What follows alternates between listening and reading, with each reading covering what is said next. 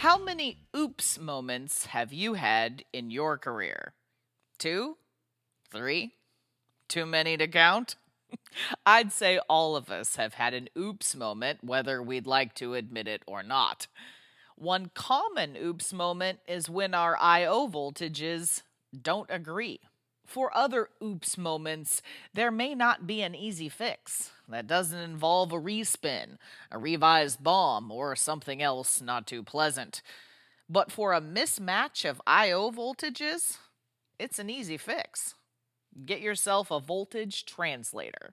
And this, my friends, is exactly what we're talking about today. Hi, I'm Amelia Dalton, host of Chalk Talk. In this episode of Chalk Talk, Bob Card from onsemi and I explore the multitude of benefits of voltage translators. We investigate the challenges associated with I/O voltage disagreement, the voltage translator architecture for every IC to IC protocol, and how you can take advantage of onsemi's Treo analog and mixed signal platform for your next design. And before we get started, don't forget to click that link. There you can find even more information about this topic from onsemi. Hi, Bob. Thank you so much for joining me. Nice to be here. Excellent. Okay, so we're talking about voltage translators today. But Bob, before we get started, what all will we be covering today? Well, today, what we're going to cover is sort of an overview of the translators. We'll start by the global markets and applications, and then we'll jump right into the problem statement, which is I/O voltage disagreement between different integrated circuits that want to chit-chat with each other. And they typically use these IC to IC protocols like UART, SPI, I2C, SMBus, PMBus, and also general purpose IOs. And then we'll jump into the solution and value proposition and talk about the voltage translators by onsemi. Then we'll dive in a little bit deeper into the IC to IC communication CMOS fundamentals, or I call them the ABCs. And that includes the VOHs and VOLs of transmitters, the VILs and VIHs of receivers. We'll talk about push-pull versus open drain outputs. We'll talk about unidirectional versus bidirectional. We'll talk about multi-drop topologies and bus arbitration. And then we'll jump into the different voltage translator architectures for these IC to IC protocols. There's 5 in total. The first is unidirectional. The second is bidirectional with a direction pin. The third is autosense push-pull that doesn't use a direction pin. The fourth is autosense open drain, also not using a direction pin. And the fifth is autosense simple switch, also not using a direction pin. Then we'll wrap it up with the selection guide of the voltage translators portfolio, and then jump into our voltage translator roadmap, where we'll talk about Treo. That's our new process. It's a 300 millimeter or 12-inch wafer with a 65 nanometer node from 1 volt to 90 volts process. And we'll look at all the advantages using Treo for our voltage translators, including the low power consumption and the faster data rates. Excellent. So, Bob, what kind of applications and overall markets are we talking about here?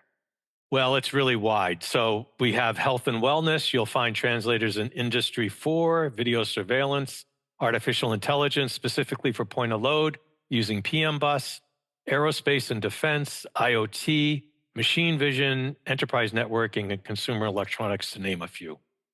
Okay, so Bob, you mentioned the central problem here being I/O voltage disagreement. So, why is that? What's causing this issue?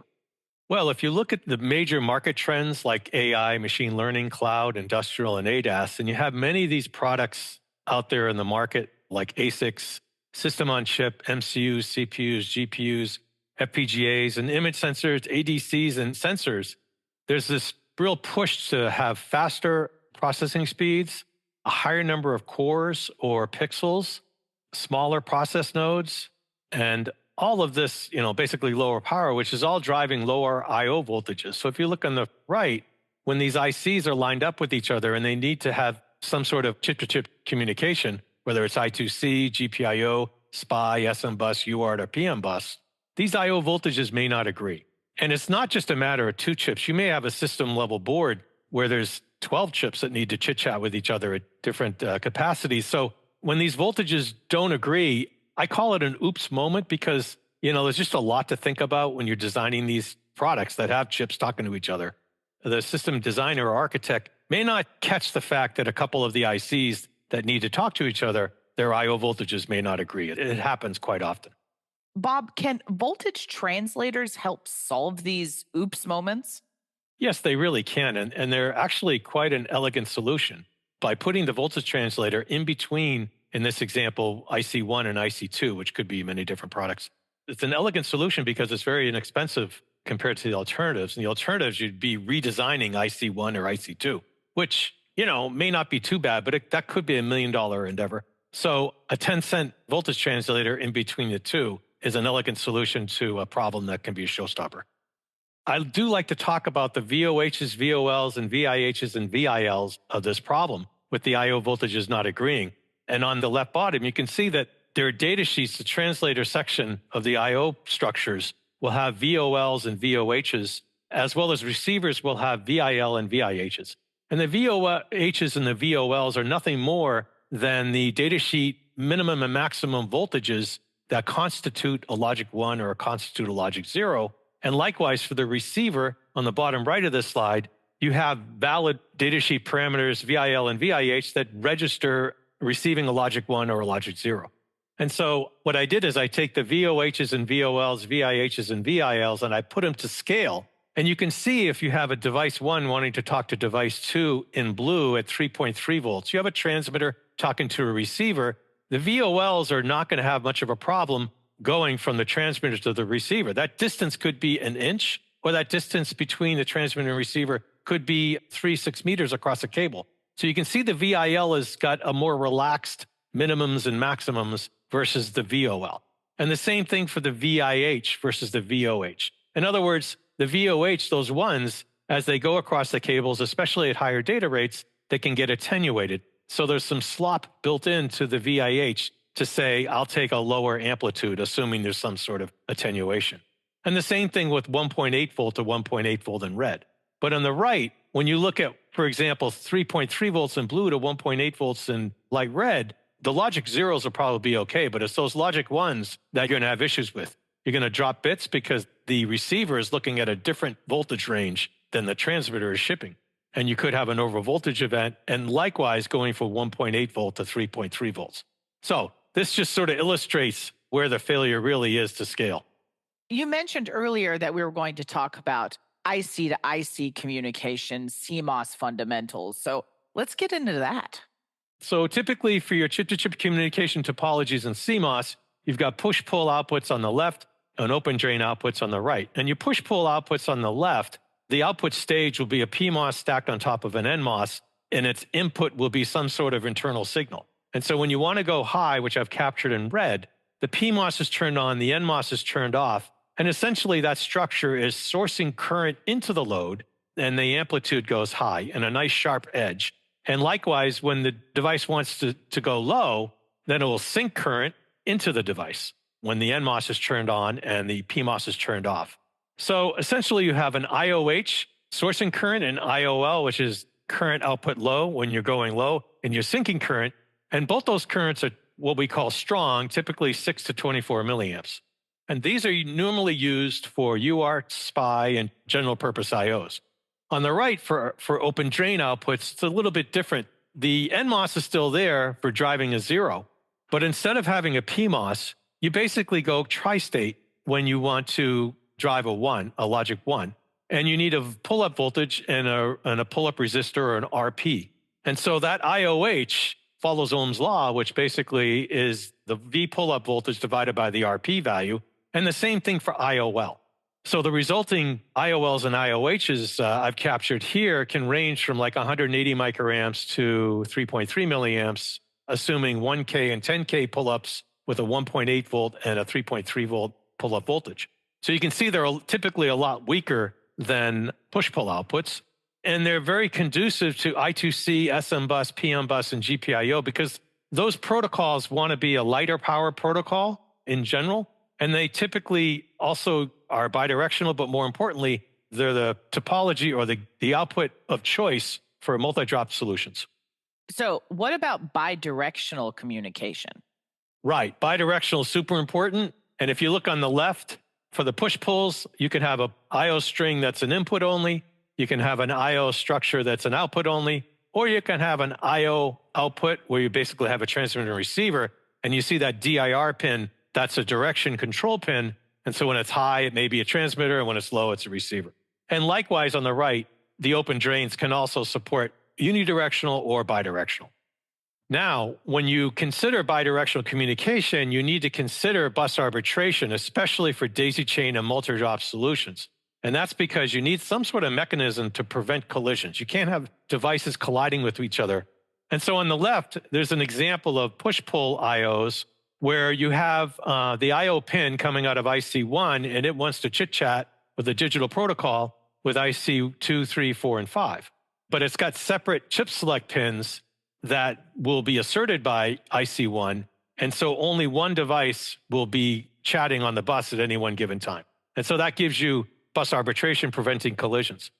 On the far right, we have an example of an open drain I/O topology where we have the pull-up resistors to the pull-up voltage, and we have, again, IC1 chit-chatting with IC2, 3, 4, and 5. But now the bus arbitration is embedded inside the standard, specifically I2C, SMBus, and PMBus, as well as GPIO. So I'll go into more detail later in the presentation of how I2C, SMBus, and PMBus manages the bus arbitration and prevents collisions. So, what does the architecture look like for a voltage translator? Well, that's really at the heart of this presentation, is that because we have these different chip-to-chip protocols, not every level shifter or voltage translator architecture goes with every protocol. What I've done is I've broken it down. There's 5 different architectures here on the slide. Going left to right is the unidirectional. That's the most basic translator. It just always goes from A to B. The FXLP34 is an example, and there's no direction pin because it only goes in one direction. However, that's a bit limiting because a lot of applications want to be bidirectional. So we have 4 architectures for bidirectional. The first one is bidirection with a direction pin, which is pretty straightforward. In this example, the FXL4245 has this transmit receive control pin, and basically when it's high, it goes A to B, or when it's low, it goes B to A direction, and that's how you control the direction. Some customers want to, get rid of the direction pin, so we came up with another architecture called AutoSense push-pull, and you can see in the middle, the NL3X500X product is an example. This product allows you to do bidirectional voltage translation without a direction pin, but we also have another architecture called AutoSense Open Drain, which also does not need a direction pin, and the example is FXMA2102. But this is more conducive to I2C, SMBus, PMBus, GPIO, both push-pull and open drain. So the previous architecture, AutoSense push-pull, is really meant for push-pull environments, and the AutoSense open drain is meant for both. And you can see in the architecture there's an N-channel MOSFET in between the VL and the VCC, and I'll go into more detail how that works in a few slides. But essentially, that's the biggest difference. And then finally, the last architecture is AutoSense simple switch, which can also be used for I2C, SMBus, and PMBus. The major difference between AutoSense simple switch and AutoSense open drain is the AutoSense open drain has those one-shot edge rate accelerators, and so they're much better for going with faster data rates or more capacitive buses. And then finally, at the top right, I've got an architecture key that captures the 5 different architectures. So U for unidirectional, B for bidirectional, APP for AutoSense push-pull, AOD for AutoSense open drain, and SS for simple switch. Okay, so Bob, can we take a closer look at each of these architectures in a bit more detail? That first one was unidirectional, right? Right. Let's start with the most basic translator, which is unidirectional. It only goes in one direction, so you don't have to there's not much involved. All you have to do is make sure you've got the right voltage level shifting values for the VCCA and VCCB of the translator. In this drawing, I have it in orange. So the device A in blue on the left, device B in yellow on the right. There's only one direction from device A to device B, and the FXLP34 in this example level shifts from 1 volt to 3.3. So pretty straightforward. It's got about 2.6 milliamps of drive of IOH and IOL. You can go to the data sheet. It does vary a bit with the VCC selections. So what about bidirectional? Right. So bidirectional is a lot of times a requirement. And so we have, like I said earlier, we have 4 different flavors of bidirectional architectures. The first one is bidirectional with a direction pin. And here we've got the TR pin. We've got the FXLH1T45 in orange. And device A is driving that direction pin. So if it's high, it's A to B. If it's low, it's B to A direction. And it's just that simple. This has much more drive. In this case, it's 18 milliamps of IOL and IOH drive. Now, when you get to AutoSense push-pull architecture, this is where you're bidirectional, but you do not need a direction pin. So it's a little bit more complicated, a little bit more sophisticated of an architecture. And basically, if you look at the architecture block diagram on the far right, the dynamic driver is a strong driver. You'll find one on the A side and the B side, and it drives on the order of 20 to 30 milliamps, depending on the VCC. And that temporarily turns on for approximately 10 to 40 nanoseconds after detecting a low to high or high to low edge on either the A side or the B side. So after that dynamic driver has turned off or timed out, a weaker driver then kicks in and holds the state previously delivered by that dynamic driver. And so the direction change only occurs when device A or device B overdrives the weak driver, and that needs to be somewhere in the order of 1 to 5 milliamps, and you can check the data sheet to be able to change the direction. So bottom line is you need an edge to change the direction. And for that reason, this is not a good architecture to use with I2C or open and drain environments, because the pull-up resistors of I2C conflict with the bus hole weak driver circuitry, resulting in unwanted, unpredictable behavior. So do not use AutoSense PP architectures in open drain applications. So that's a big warning. In contrast, we have the AutoSense open drain architecture. And if you look at the far right, you'll see that N-channel MOSFET in between the VCCA and the VCCB side. So this is kind of an elegant solution. And the way it works is, again, direction control is not required. And if either side, the A or B side, goes low, and the I2C controller or the target, these devices can either be open drain or push-pull. At VCC divided by 2, both of the one-shots fire, and you can see these one-shots over in the architecture. They fire at a high to low transition in the order of tens of milliamps to accelerate the falling edge. Then the N channel conducts, forming a low RDS-on short between the A and the B sides, effectively a wire. Now, if either side, A or B, goes high, and it can be a push-pull or open drain device, the N channel shuts off, forming a high impedance state between the A and the B sides. At roughly VCC divided by 2, both one-shots fire a low to high transition on the order of tens of milliamps to accelerate the rising edge. And so this is applicable for both open drain environments, and it works for push-pull environments, which is a bonus, only if the push-pull resistors are present on both sides, the VCCA side and the VCCB side. And you see the scope shot on the bottom right-hand corner. The falling edge has a single slew rate, but the rising edge has this distinctive dual slew rate. And you can see in the beginning, the rising edge, going from 0 to about VCC divided by 2, it's driven by an RC time constant of the bus. So that's the pull-up resistor in parallel with the capacitance of the particular bus. But once you hit VCC divided by 2, then that one-shot edge rate accelerator fires, causing that, very fast edge. And that's where you get that 2 slew rate profile. So the last one was simple switch, right? Right. So the simple switch is similar to the previous architecture, except it doesn't have the one-shots. So it's basically a switch in between the VREF1 side and the VREF2 side.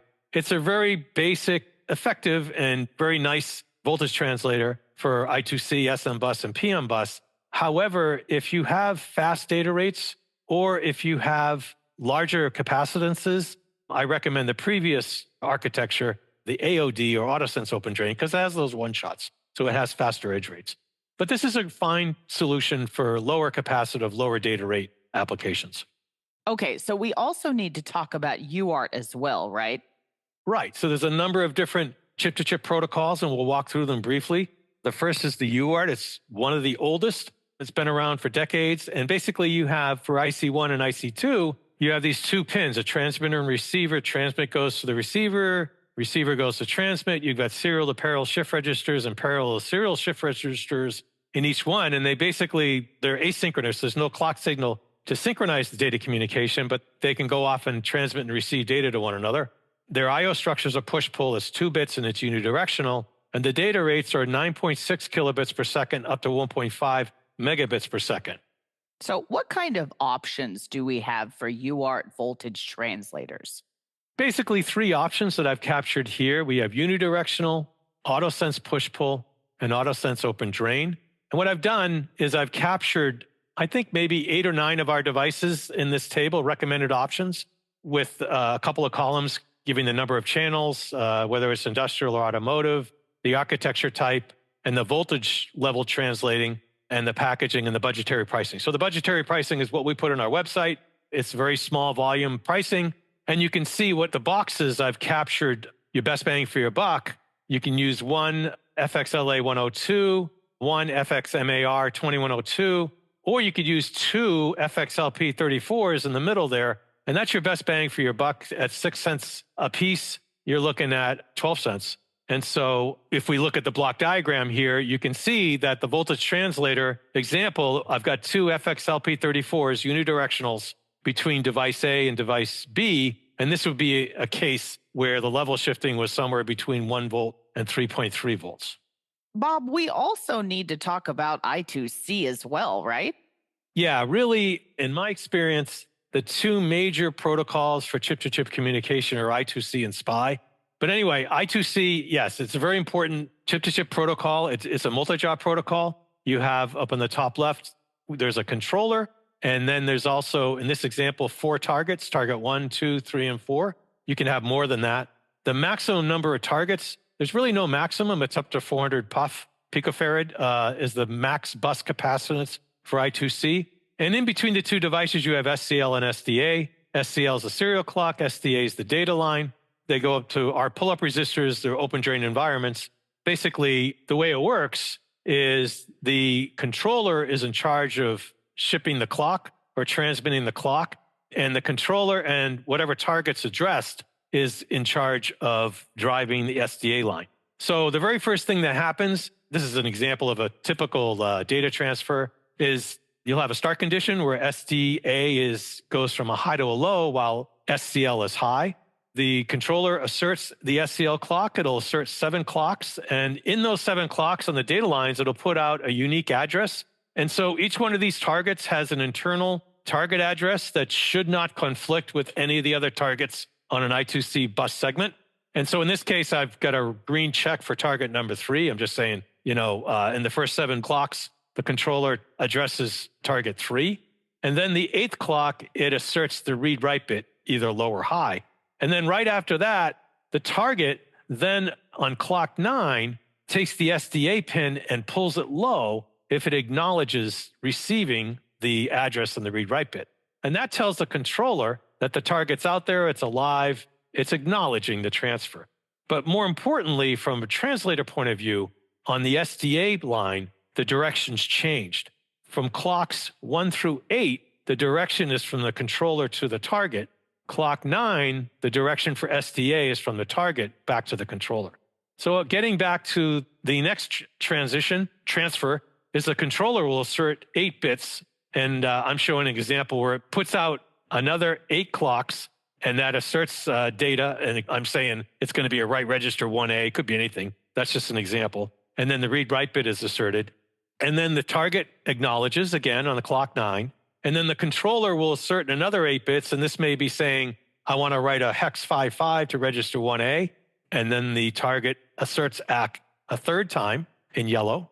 And then the controller in blue executes a stop condition where SDA goes to low to high when SCL is high.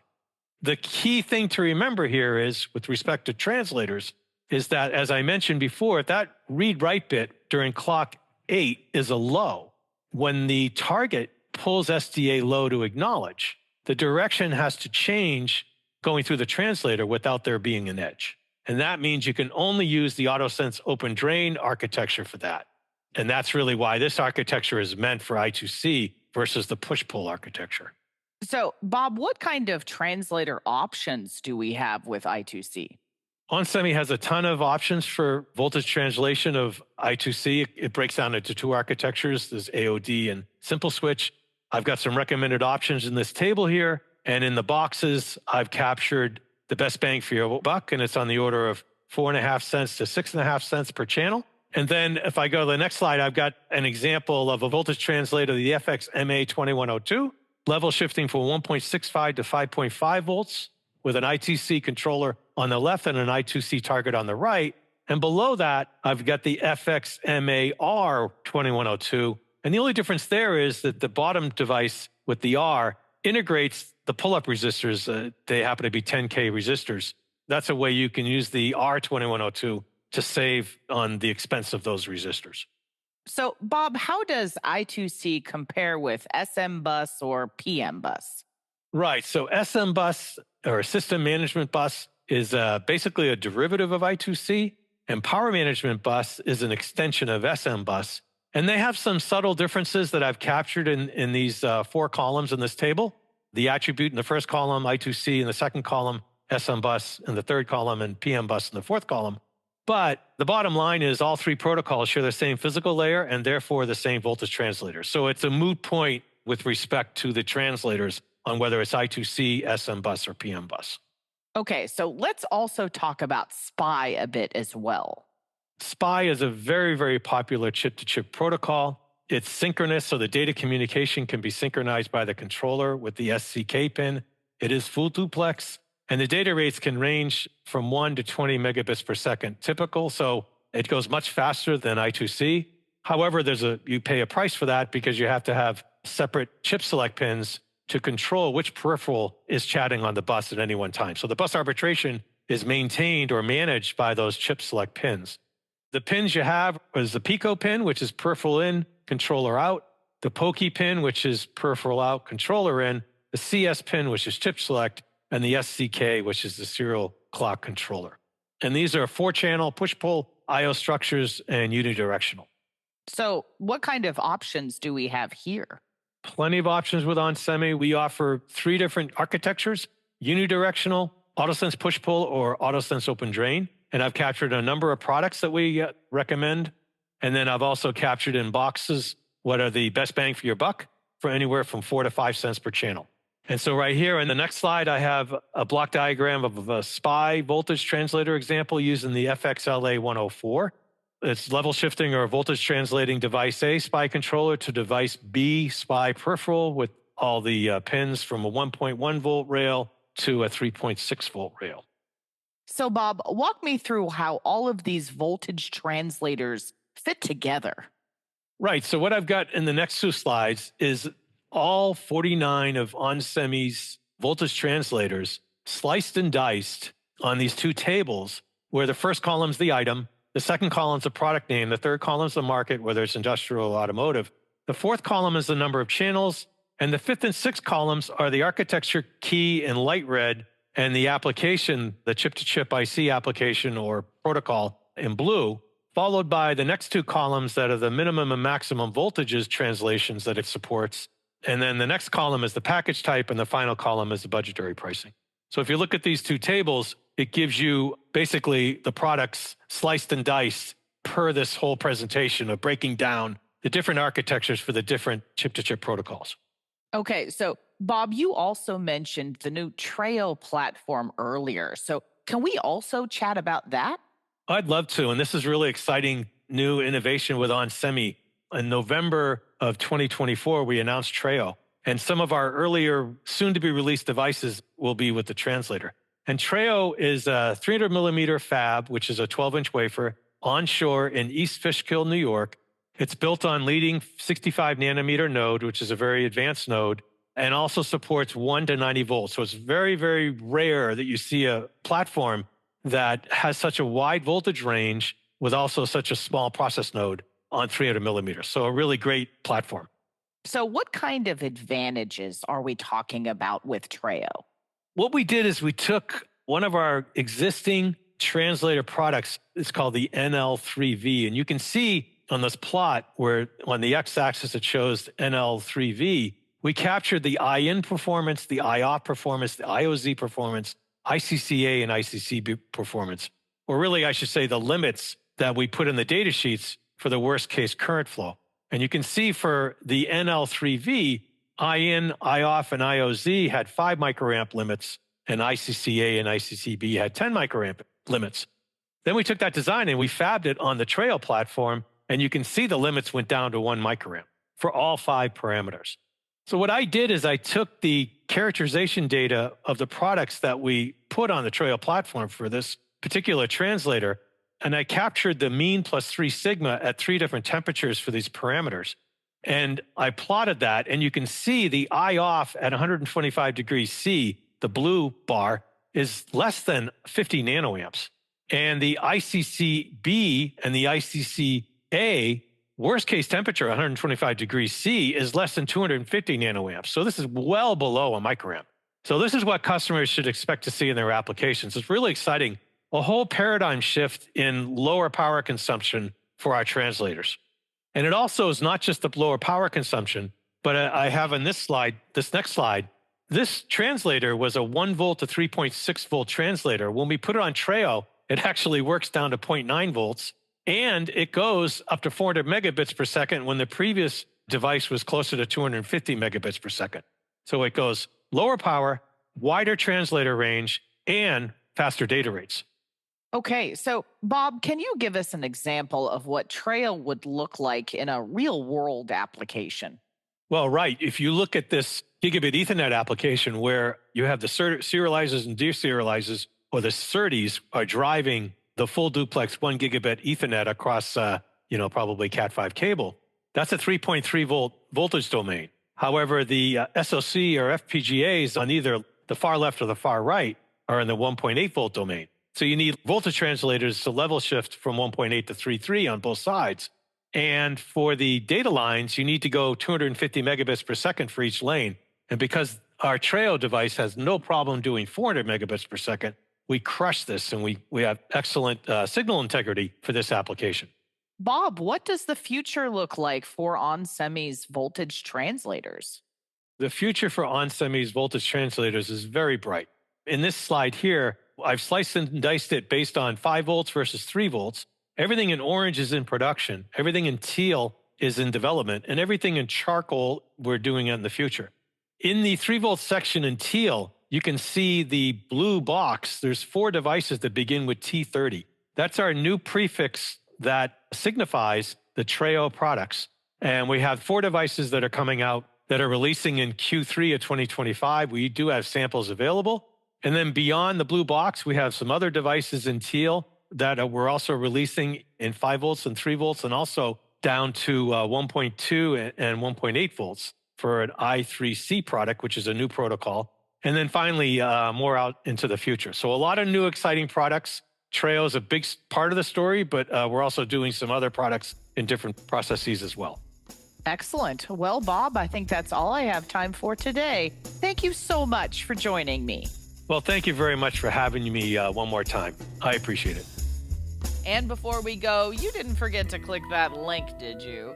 There you can find even more information about this topic from onsemi. For Chalk Talks, I'm Amelia Dalton from eejournal.com. For more Chalk Talks, head on over to the Chalk Talk section of EE Journal. You can't miss it. It's right across the top. Or head on over to YouTube, youtube.com/EEJournal.